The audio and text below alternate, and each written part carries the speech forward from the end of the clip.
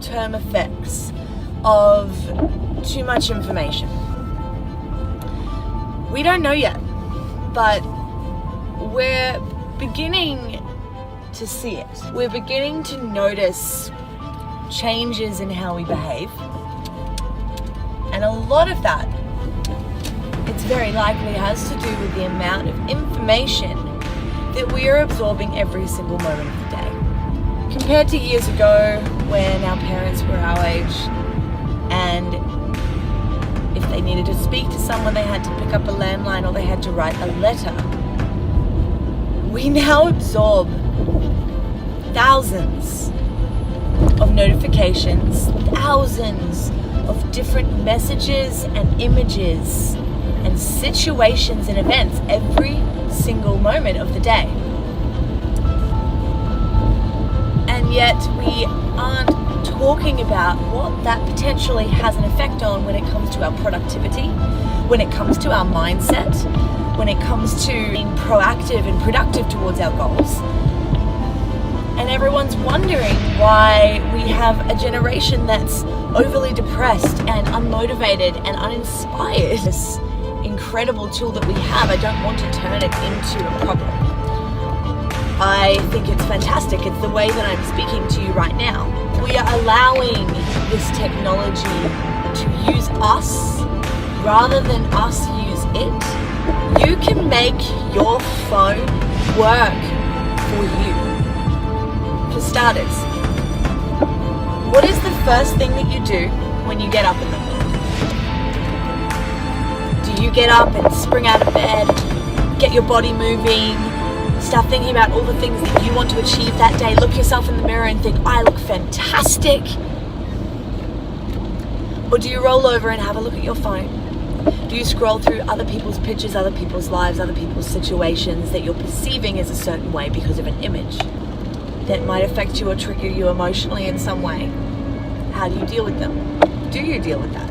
Do you take those moments where you feel affronted, where you feel threatened, where you feel discomfort? Because are you even realizing what is actually going on in your body when this is happening? The chemicals that are releasing when you get a notification, and then how many notifications are you getting? How many chemicals are constantly being released in your brain on a moment-to-moment basis? And then on the flip side of getting the notifications, there's the not getting them. There's the moments where you look at your phone and you still haven't received a message from that person. There's the moments where you look at that message that you've sent them hours ago, which they are ignoring because the system that they've set up tells you that you're being ignored. It feeds you that you are not good enough for them to respond in that moment. And of course, these might not have been the messages that were intended by these features. However, that's what's happening. Because as humans, we are conditioned already not to feel good enough exactly as we are. When initially, if we strip it back to that feeling that caused us to take the photo, to post the photo, to take the video, to write the poetry, to write the story, to sing the song, all of those instincts that caused us to do the action, that's where we should stay. That's where we should be allowed to relish in that feeling that caused us to have that inspiration and release that creativity. And yet we do it, we document it, and then we put it online, and it's not good enough until it's liked. So these actions that we're taking on our devices are first affecting our first moments of the day. They're making us less productive. They're causing us to doubt ourselves before we've even left the house. Affecting our mind when it comes to our body image, when it comes to our insecurities, when it comes to all of those things, those traumas that have been built up with us throughout our lives that we might not even be aware of, and they're building on top, layer after layer after layer. And I'm still not saying give it up. I am still not saying give it up, but I am saying you need to take action to make this device, to make these systems work for you. You need to push through that laziness that causes you to roll over and pick up your phone. Because no one ever said it was going to be comfortable to actually make things happen that you want to happen. We are living in a world now where 99% of us, 99% don't actually want to do what it takes to create the world that they want to have, to create the life that they want to have. 99% of us.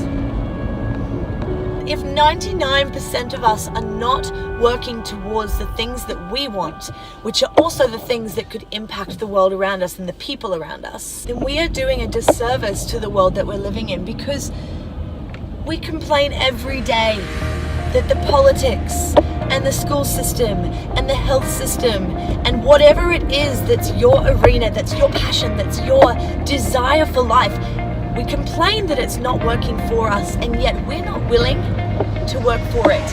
We're not willing to get out of bed a little bit earlier, to take those steps to be more productive and to actually make it work for us. We can use these tools to communicate with people like yourself, people who want to create a new world, people who want to actually take action and change things.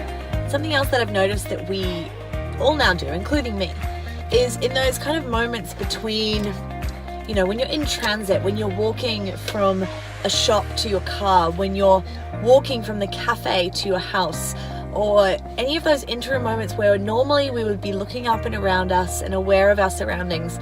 Instead, we are constantly on the phone.